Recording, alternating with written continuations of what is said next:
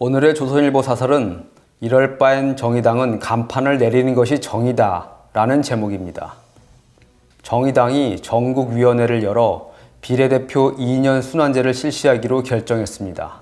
이번 총선에서 정의당 후보로 비례대표 의원이 되면 의원직을 2년만 하고 사퇴해 비례대표 후순위에 있는 사람들에게 의원직을 물려준다는 것입니다. 국회의원 임기는 헌법에 4년으로 규정돼 있습니다. 그런데 정의당은 의원 1명의 4년 임기를 2명이 2년씩 나누겠다는 것입니다. 나눠 먹는다는 표현이 더 적절합니다. 정의당 비대위원장은 의원 개개인이 가진 특권을 축소할 대안이라고 주장했지만 어불성설이란 사실을 자신이 더 잘 알 것입니다. 개인의 욕심을 위해 헌법을 농락하고 정치를 희화화하면서 당 이름은 정의라고 합니다. 앞서 선거법 위반 혐의로 1, 2심에서 당선 무효형을 선고받은 정의당 이은주 의원은 대법원에서 형이 확정되기도 전에 의원직을 스스로 그만뒀습니다. 이렇게 하면 다른 사람이 의원직을 승계해 넉 달짜리 국회의원이 되고 현재 6석인 정의당 의석을 4월 총선까지 지킬 수 있습니다. 그래야 투표용지에 기호 3번이 된다는 것입니다. 이 꼼수 사직 안건은 국회에서 찬성 179표, 반대 76표로 통과됐습니다. 한심한 국회에 한심한 작태라고 할 수밖에 없습니다. 문재인 정부 시절 정의당 데스노트란 말이 있었습니다. 정의당이 반대하는 고위직은 어김없이 낙마한다는 뜻이었습니다.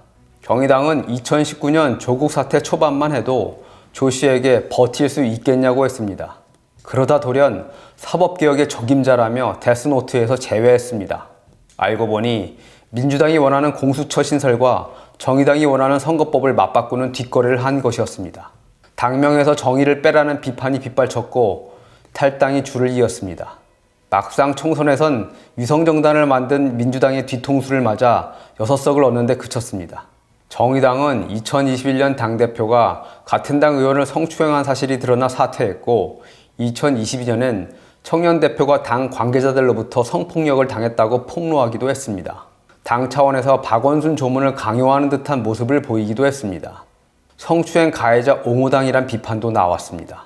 이런 당이 4월 총선에서 의석을 늘리기 위해 녹색당과 선거연합정당을 결성했습니다. 나라와 선거를 희화화한 현행 선거법이 결국 개정되지 않을 것으로 보고 비례의석을 최대한 확보하기 위해 떴다 방식 정당을 만든 것입니다.